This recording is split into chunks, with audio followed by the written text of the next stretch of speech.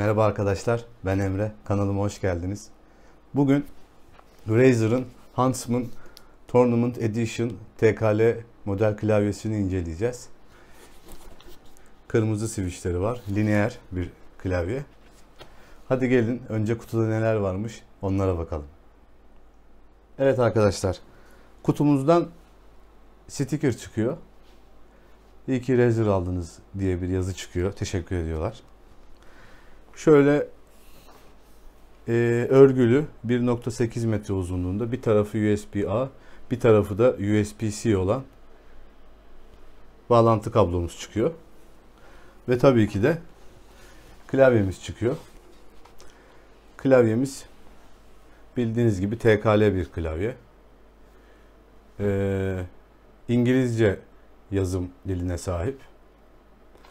Yani şu Escape'in altındaki tuş, buradaki yumuşak G, Ö, Ç, İ, işte soru işaretini şu shift'in yanına koymuşlar, buraya koymak yerine gibi böyle bir takım ufak tefek farklılıklar var ama tuş sayısı ve dizilimi olarak Türkçe klavye ile aynı.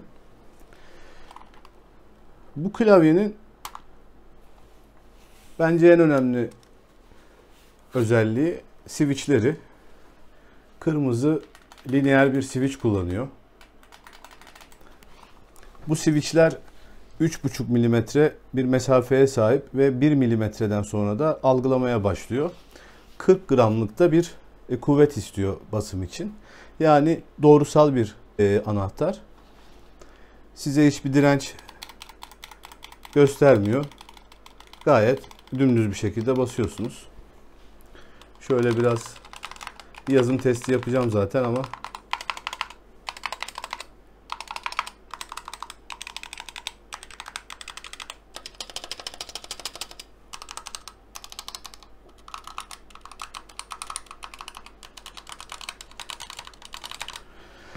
şimdi Razer tabi bu switchler için speed of light diyor. Yani çok hızlı bir switch çeşidi. Parmağınız şöyle hafif değdiği zaman direkt algılamaya başlıyor. Bunlar da optik switch. Yani arada bir sensör var. Siz switch'e bastığınız zaman o sensör birbirini görüyor ve bilgisayara sinyal gidiyor. Çok da hızlı, bir milisaniyesi var. Gayet hızlı bir şekilde gidiyor. Bundan biraz daha bahsedeceğim. Ama önce gelin bilgisayara bağlayalım. Bir de orada bakalım. Arkadaşlar, klavyemizin Type-C girişi de şu tarafta. Altında da For Gamers, by Gamers şeklinde böyle bir sürü yazı geçiyor. Şunu da söyleyeyim. Gene ayaklıkları 3 derece, 6 derece ve 9 derece. Yani ikinciyi açarsanız 9 derece, birinciyi açarsanız 6 derece, hiç açmazsanız da 9 derece şeklinde. Gelin kablomuzu takalım.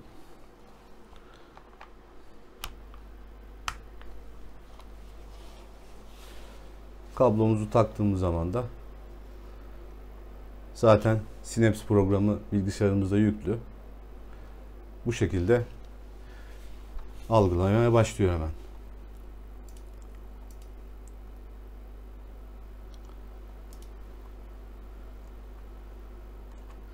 Profil atayabiliyoruz. 5 tane farklı profil atayabiliyoruz.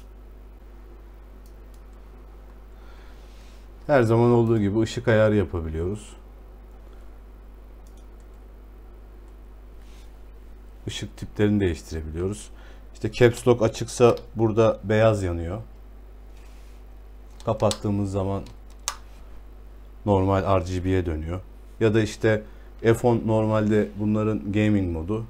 İşte F10 F10 yaparsak F10 da beyaz yanmaya başlıyor. Çünkü bu tarafta Caps Lock açıktı, Game Mode 10'du şeklinde herhangi bir ışık yok. Bunu bu şekilde anlayabiliyoruz. Bir daha yaptığımız zaman kapanıyor. Veya işte şu Caps Lock'a geldiğimiz zaman basıyorum, beyaza dönüyor. Tekrar bastığım zaman Caps Lock kapatmış oluyorum. Bu şekilde. Şimdi klavyede önce bir şeyler yazayım. Sonra da switchler hakkında tekrar konuşacağım. Çünkü özellikle değinmem gereken kısmı bu klavyenin switchleri. Tuşlar zaten ABS değil bu klavyede. PBT. Double shot PBT. Şöyle göstereyim. Gayet kaliteli, uzun ömürlü ve yağlanmayan, böyle parlamayan, gayet mat ve güzel duran bir tuş takımı. Aynı zamanda da RGB olarak bir tık az veriyor ABS plastiğe göre ama zaten Razer'ın ışıklandırması gayet kuvvetli olduğu için gördüğünüz gibi gayet de güzel duruyor PBT tuş takımıyla da. Şimdi ben bunda bir şeyler yazayım. Biraz sesini de duyalım. Sonra switchler hakkında bir daha konuşacağım.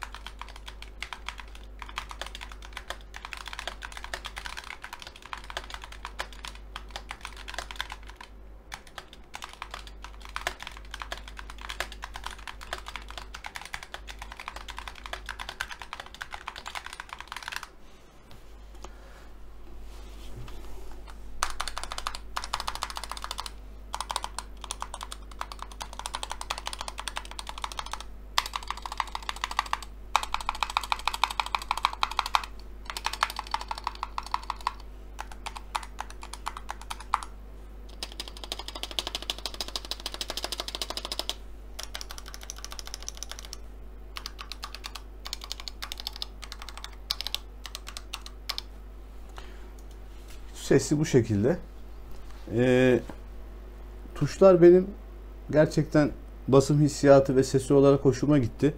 Kimisi normal kırmızı switchlere göre biraz daha fazla ses çıkartıyor diyor ama yani switch tuşu biraz daha fazla ses çıkartıyor. Fakat ben bunun altına küçük bir plastik koydum. Şu an gayet bence güzel ses çıkartıyor. Böyle sallanması falan yok. Genelde internette baktığım şeylerde böyle sallıyorlar. Bakın.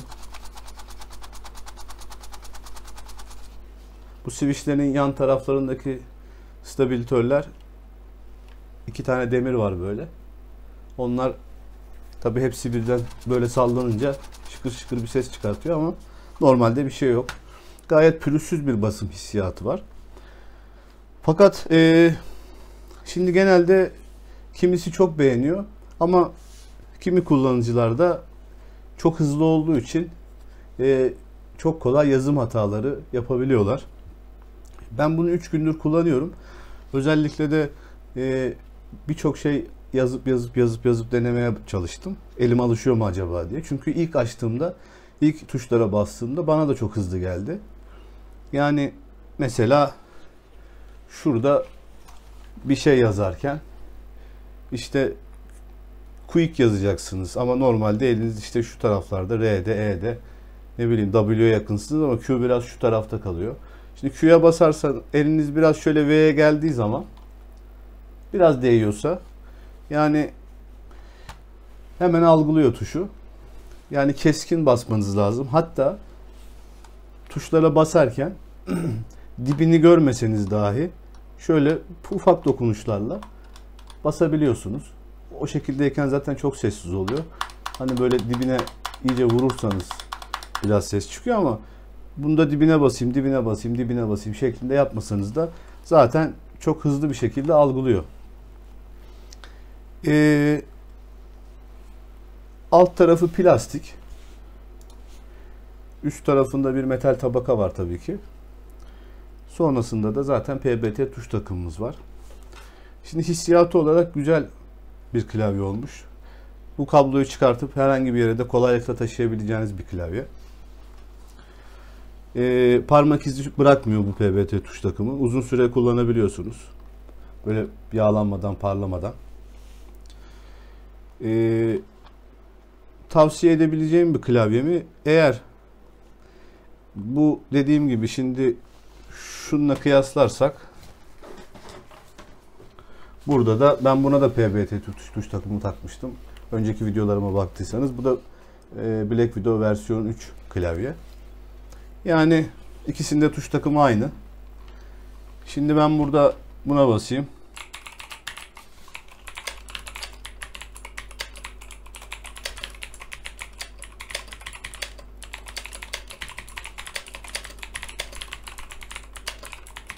Bir de buna basayım.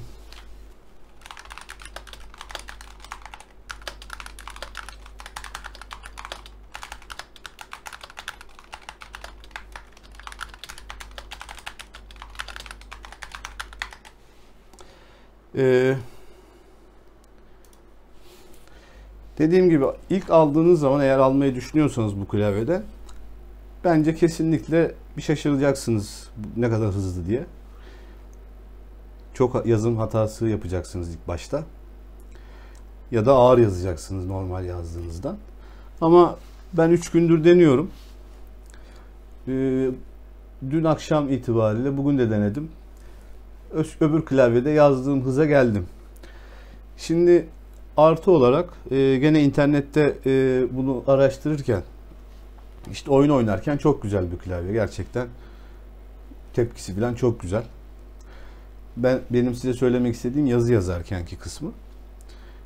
Şimdi oyun oynarken de WASD'ye koyduğunuz elinizi, istem dışı shift'e bastığını söylüyor bir kullanıcı.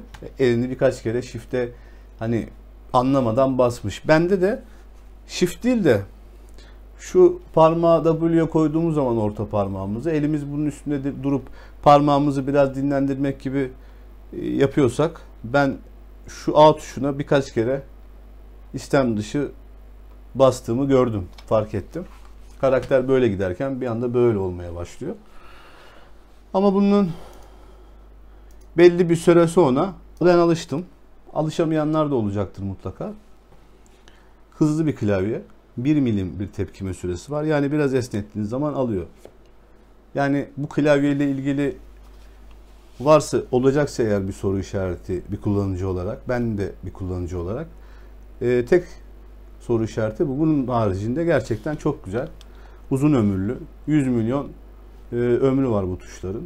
Hatta 110 milyonu bile geçen tuşlar oluyormuş. Güzel bir klavye. Dediğim gibi sessiz olsun, lineer tuş takımı tercih etmek istiyorum diyen, TKL klavye almak isteyen ve tuş takımı da içinde PBT olarak geliyor zaten. Hani buna ekstra bir para vermenize gerek kalmıyor. Bu anlamda baktığınız zaman gerçekten hızlı, güzel, yumuşak bir klavye. Ama ben sert basmayı, işte o dibine kadar basacağım, çekeceğim, bir daha basacağım veya işte tak tuk sesleri seviyorum veya klik sesleri seviyorum şeklinde bir düşünceniz varsa bu klavyeye çok bakmayın. Yani lineer de olsa lineerin de yumuşak versiyonu gibi düşünün. Ama çok seri ve hızlı bir versiyonu gibi düşünün. Böyle bir klavye. Benim yorumlarım bu şekilde. İzlediğiniz için çok teşekkür ediyorum. Sonraki videolarda inşallah görüşmek üzere. Kendinize iyi bakın. Hoşça kalın.